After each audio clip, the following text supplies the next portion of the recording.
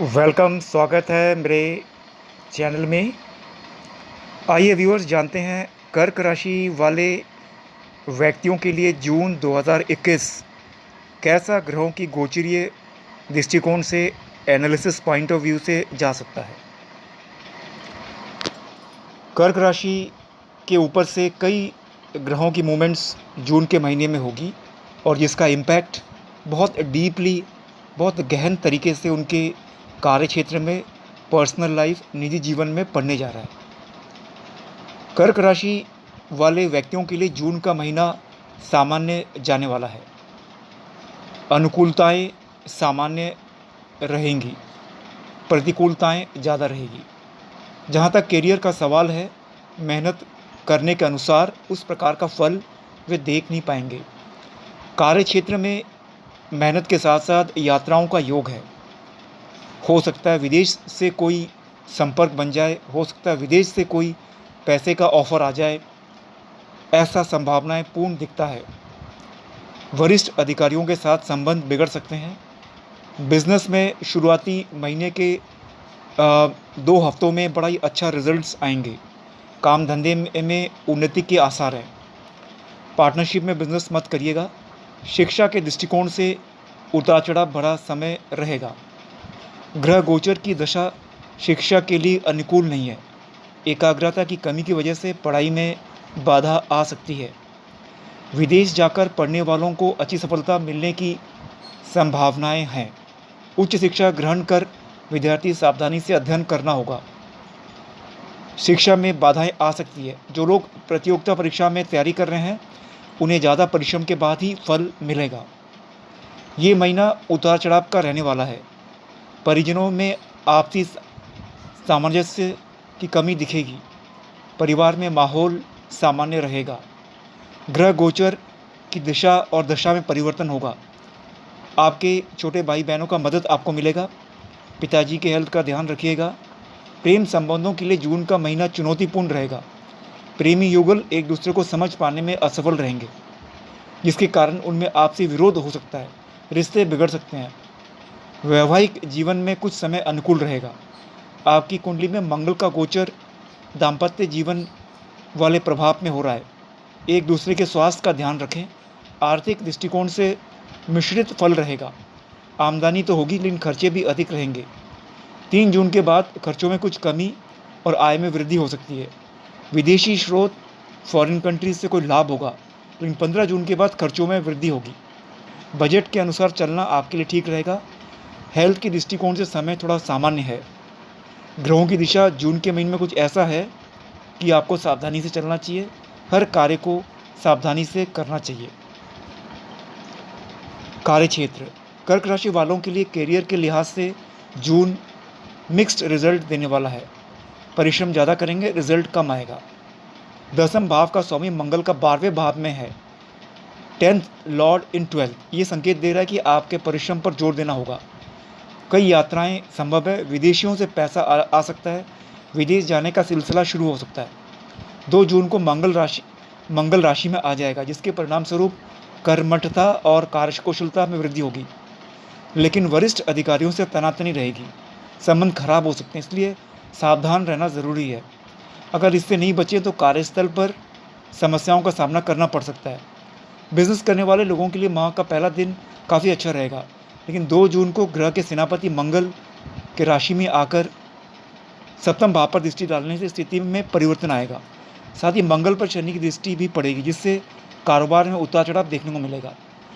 क्योंकि 7वां भाव पार्टनरशिप का होता है, मंगल गर्म ग्रह है, इसलिए साझेदारी के साथ आपके संबंध में नेगेटिव प्रभाव पड़ेगा। साझेदार के साथ, पार्टनर के साथ विवाद भी हो सकता है, इसलिए सावधानी से चलें।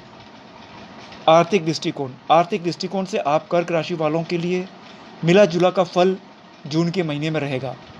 हाँ, ये ज़रूर है कि अगर आपकी कुंडली में महादशाएँ अच्छी चल रही है, ग्रहों का प्लेसमेंट अच्छा है, तो आपको 100% अच्छे रिजल्ट्स दशा गोचर में अगर खराब भी है तो भी मिलेगा। ग्रहों के राजा सूर्य आय और लाभ के भाव एकादश भाव में होंगे। वहाँ उनके साथ छायाग्रह राहु भी होगा। इस गोचर के परिणाम स्वरूप आमदनी में वृद्धि होगी, लेकिन साथ ही कुछ समस्याएं भी रहेगी। खर्चे और नुकसान का भाव कहे जाने वाला 12वां भाव में 3 ग्रह मंगल, बुध और शुक्र रहेंगे तथा उन पर 8वें भाव में बैठे देवगुरु की दृष्टि है। ग्रहों की स्थिति का ये संकेत मिलता है कि आपको आमदनी तो होगी, लेकिन खर्चे भी बढ़ने की संभावना है। महीने की शुरुआत में कई अप्रत्याशित खर्चे भी आपके सामने आएंगे, जिसे आप टाल नहीं पाओगे। 3 जून को बुध लाभ के भाव में चले जाएगा, तब खर्चों में कुछ कमी आने की संभावना है। आमदनी में वृद्धि होने के भी योग हैं। आपको विदेशी स्रोतों से लाभ होगा। अगर आपका व्यापार विदेश में है तो अच्छा लाभ होगा। विदेश में रहने वाले किसी रिश्तेदार से लाभ होगा। 15 जून को ग्रहों के राजा सूर्य व्यय यानी कि एक्सपेंडिचर हाउस में द्वादश में चले जाएंगे, जिसके बाद खर्चों में फिर से वृद्धि होगी। कोई ऐसा खर्च सामने आ सकता है जो आपकी योजना में नहीं था। बजट बनाकर चलें, इससे लाभ होगा। हेल्थ के दृष्टिकोण से जून का महीना आपके लिए अनुकूल साबित नहीं हो सकता है। Take care. आपके एकादश भाव में सूर्य और राहु विराजमान है। सूर्य राहु साथ में होना हेल्थ को प्रभावित करता है। साथ ही पहले और 7वें भाव में शनि और मंगल का प्रभाव है। ग्रहों की ये स्थिति बता रही है कि आपके स्वास्थ्य से जुड़ी परेशानियां से जूझना पड़ सकता है। दुर्घटना के योग जैसे भी योग बन सकते हैं, इसलिए थोड़ा सावधानी से चलें। सड़कों पर भी हर जगह आपको मौसमी बीमारियां परेशान कर सकती है। हेल्थ से थोड़ा अलर्ट रहें। प्रेम संबंध और वैवाहिक जीवन। प्रेम संबंधों के दृष्टिकोण से कर्क राशि वालों के लिए जून का महीना सामान्य रहेगा। चुनौतियां आएंगी। पंचम भाव में केतु है, उस पर राहु की दृष्टि और सूर्य का प्रभाव होने से प्रेम जीवन में, लव लाइफ में समस्याएं आ सकती है। एक दूसरे के व्यवहार को समझना आपके लिए टेढ़ी लकीर हो सकती है। आपकी समझ में कमी और प्रेमी युगलों में तालमेल की कमी आ सकती है। एक उत्तर एक दक्षिण जा सकता है, इसके कारण झगड़े हो सकते हैं। बातचीत बंद हो सकती है। आपको अपने व्यवहार में नियंत्रण रखना होगा, अन्यथा यह समय लव अफेयर्स के लिए बुरा होगा। मैरिड लाइफ में भी थोड़ा शांति से निकालें। मंगल की राशि में स्थित होकर 7वें भाव पर दृष्टि डालने से महीने की शुरुआत में षष्ठाष्टक योग होने से पति पत्नी के बीच खींचातानी चल सकती है। आपसी संबंध बेहद सावधानी बरतने की ज़रूरत है। रिश्तों में सावधानी बनाए रखें। यह जरूर है कि गोचर आपके पक्ष में नहीं है, लेकिन यदि कुंडली महादशाएं पक्ष में है, ग्रहों का जो प्लेसमेंट है जन्म से अच्छा है, तो आपको निश्चित 100% पॉजिटिव रिजल्ट भी देखने को मिलेंगे। पारिवारिक जीवन। कर्क राशि वालों के लिए पारिवारिक जीवन मिक्स्ड रहेगा।